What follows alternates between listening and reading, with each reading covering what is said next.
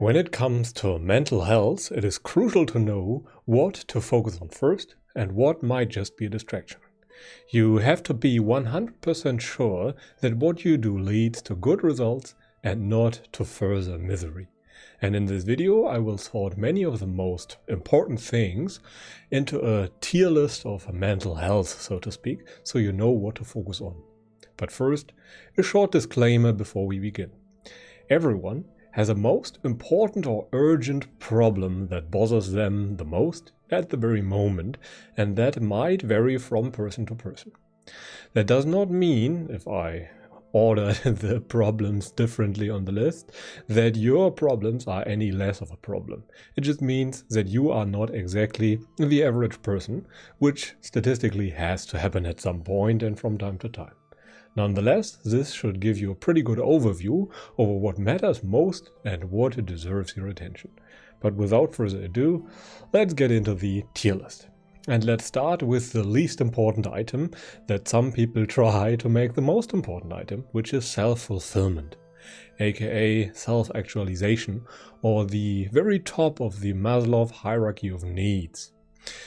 Self-fulfillment means that you want to find pleasure and other good things in the craft that you pursue. And after that comes things like social needs, which are surprisingly unimportant. They are very important nonetheless, since they made it into the list, but they aren't the most important ones when it comes to things like depression and mental health. You should focus on your social needs and take care of your friends and families, but there are more urgent concerns for you. And the next thing is that you should have good and restful sleep. If you do not have good and restful sleep, all the other things in your life will suffer. There's simply no way around it.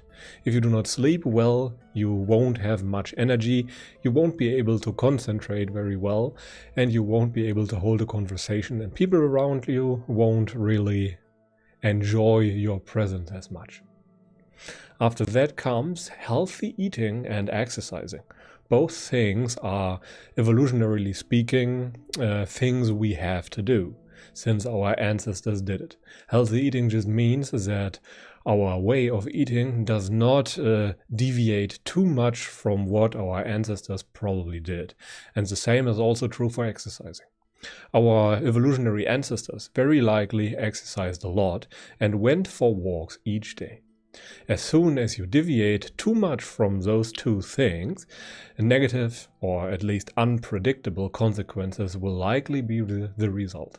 Thus, it is often a good idea to just do those things just to check them off and make sure that you are in a good condition that at least supports good mental health.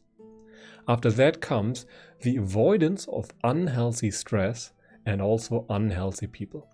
Stress in general is a very, often underestimated factor when it comes to mental health. When you, for example, have existential dread because you can't get food on the table or have no roof over your head, then you are in for a very bad time, and there's not much the higher tiers of the mental health tier list can do for you.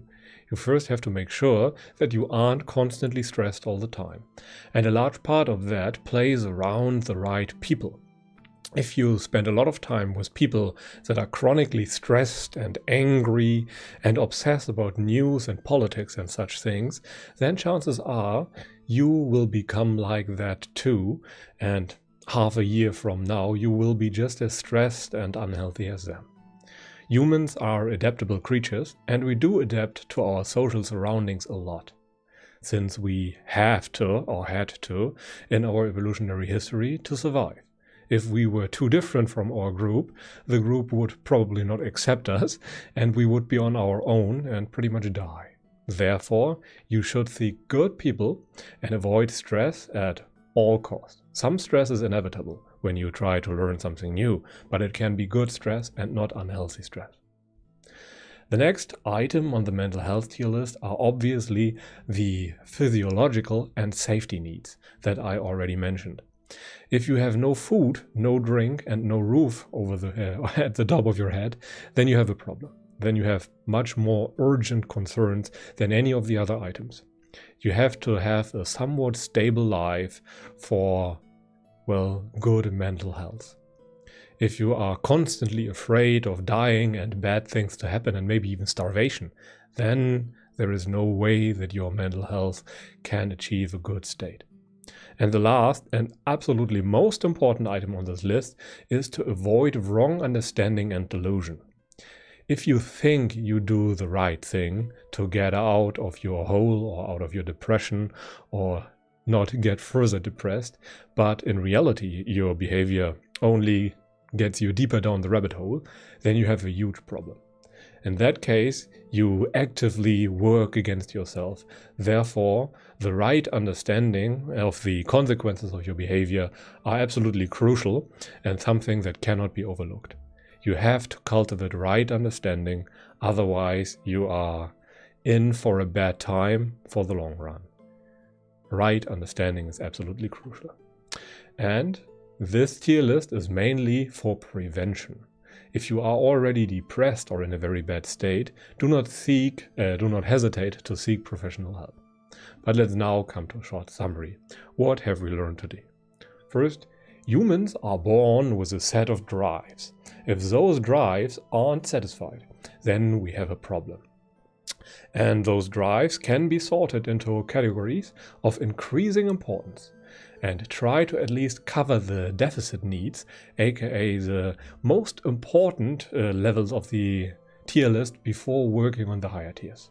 If there are problems with the lower tiers, then those will very likely translate to the higher tiers and block progress there.